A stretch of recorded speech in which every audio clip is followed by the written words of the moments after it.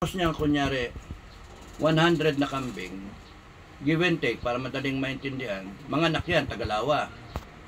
So, over time, 100 na kambing, meron kang 200 na kambing. 200, ibenta mo kahit 5,000 na, over time, magkano yun? 2 million yun. Kung dalawang beses, 1 million yung una. 1 million. Kung dalawang beses mga anak sa isang taon, 2M. Imagine yung 2M, yung pera mo, pwede na ibalik. Kung nag-invest tayo ng 2 million, isoli ko na. O kaya, kung hindi ko pa may isoli, kumikita na yung pera mo ng 12%. Di ba? And then, yung 10% ng 2 million, kunyari, in 1 year, 200,000, meron nang simula yung welfare fund. Walang pupunta niya, kundi mag-improve, mag-expand. So, eventually, we will choose the right ones, hindi natin ibenta, we continue upgrading, and then, we increase our capacity. Another 100 na kambing, another 200 na kambing, 500 na kambing, until we reach the 1,000 na eventual target. 1,000 na kambing. So 1,000 na kambing, kunyari na isoli ko na yung kapital ninyo, 1,000 na kambing, mga anak, Tagalawa, ilan na kambing yan? 1,000. 2,000. 2,000. Benta mo na 5,000 rin. Ba? 2,000 yun. Oo. Dalawang beses mangyari, 20 million 20 million. Saan ang galing yun? Doon sa initial na 100 na kambing. That's why it's very important, ma-set up tong 100 na kambing, may kulungan, may facilities, maayos yung protocol, yung standard na hindi ka malugi, no? Properly. Ang dami naman sa YouTube, ang dami ng mga eksperto. You learn from them. And then you develop or innovate your own protocols na mas maganda dun sa existing na mga protocols ng iba. Yung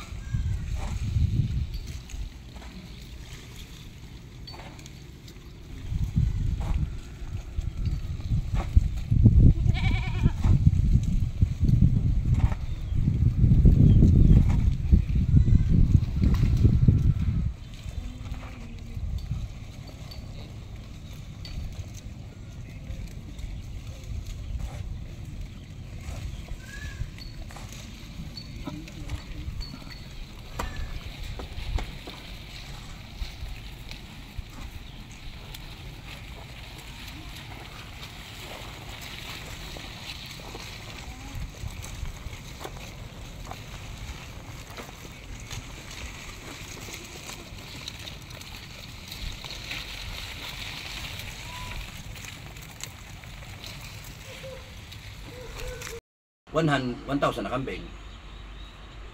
Na kumikita ka ng mga 20 million a year.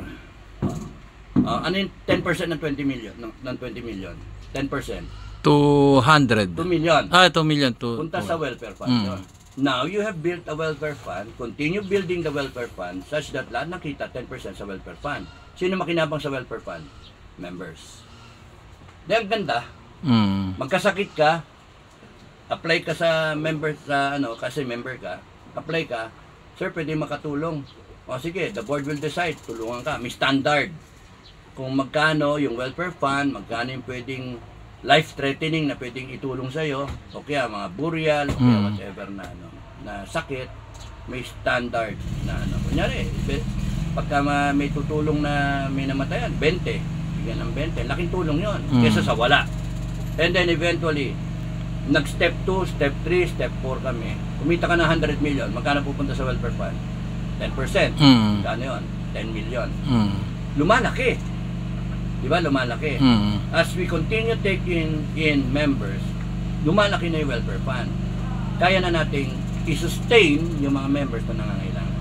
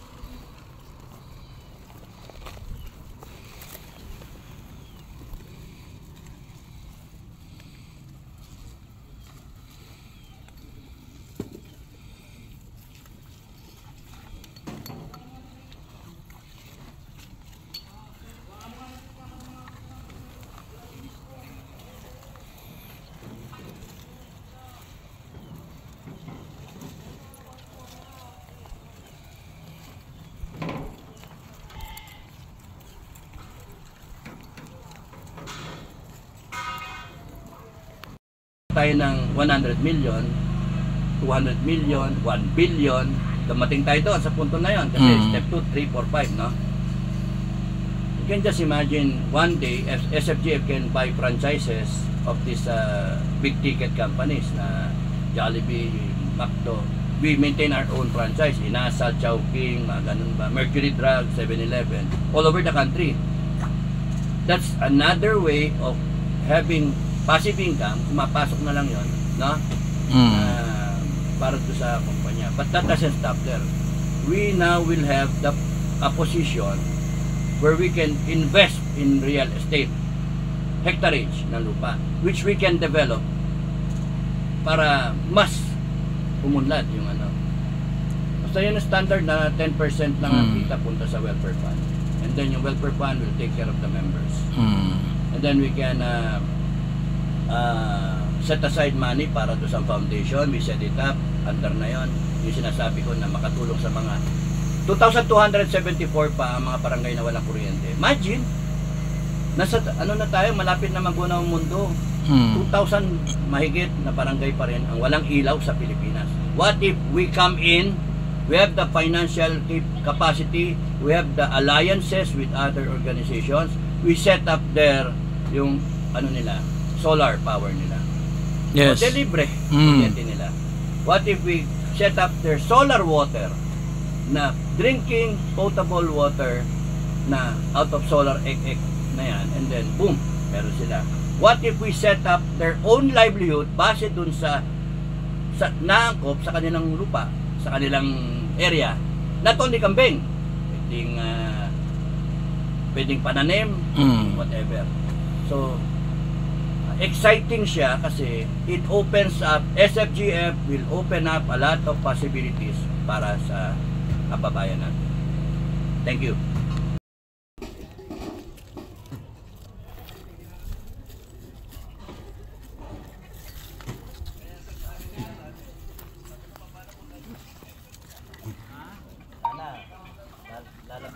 Lalabas na yung mga milyon. Lalabas na yung mga milyon.